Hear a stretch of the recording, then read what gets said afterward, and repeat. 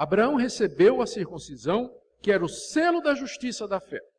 Ora, a circuncisão era aplicada, Deus mandou que todas as crianças de 8 dias em Israel fossem circuncidadas. E a circuncisão era o quê? Símbolo ou selo da justiça da fé. Mas um menino de 8 dias, ele não crê.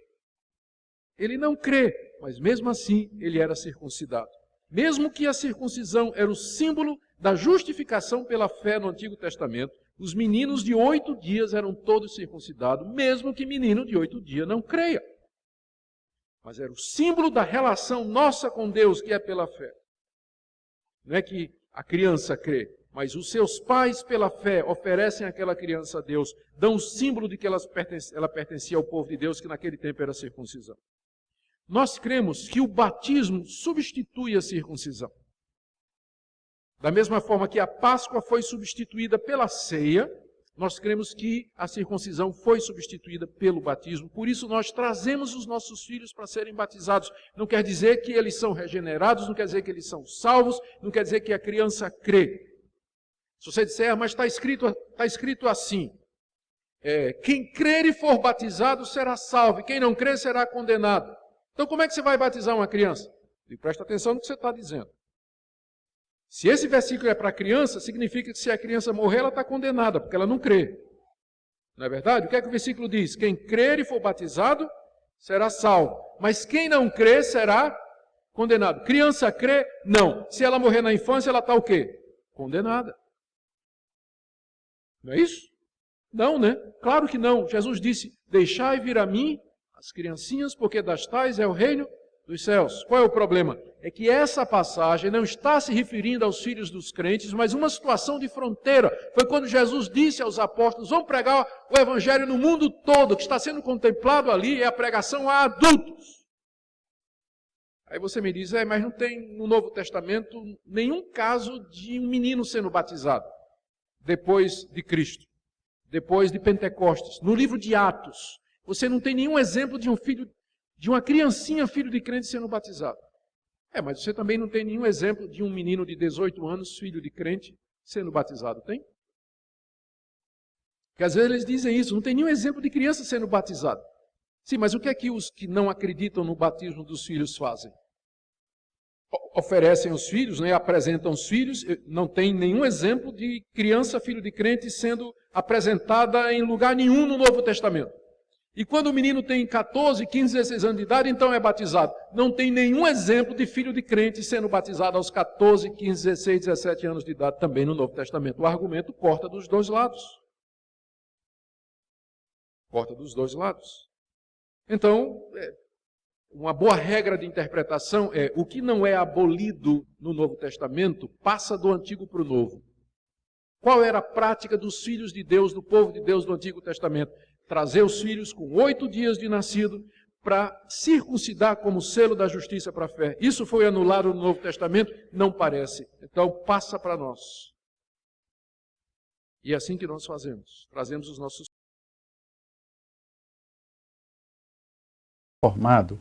Existem duas escolas sobre o batismo. Existem os batistas reformados, isto vem desde o século XVII, que afirmam que batismo deve ser mediante a fé, ou seja, uma confissão quando uma pessoa chega a uma idade capaz de fazer essa profissão de fé, seja com 8 anos, 10 anos, alguns dizem 15 anos, outros mais.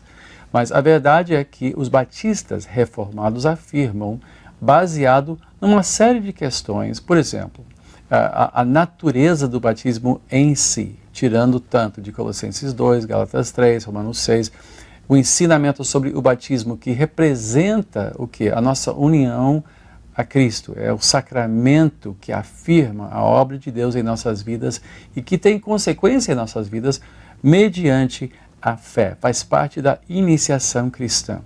Por que a maioria das igrejas reformadas batizam crianças?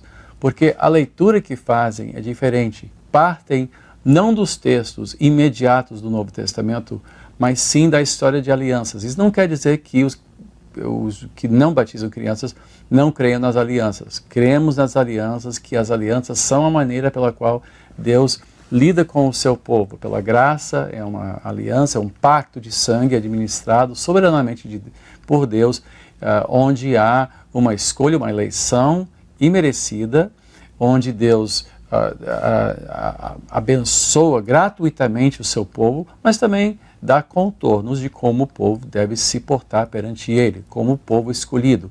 Isto desde o início. Então, nós podemos afirmar esta hermenêutica reformada de teologia pactual e mesmo assim sermos credo-batistas, ou seja, pessoas que creem na importância de batismo como um ato de iniciação que alguém aceita, recebe da igreja mediante uma afirmação de fé. Os pedobatistas creem que o batismo necessariamente é análogo à circuncisão da velha aliança.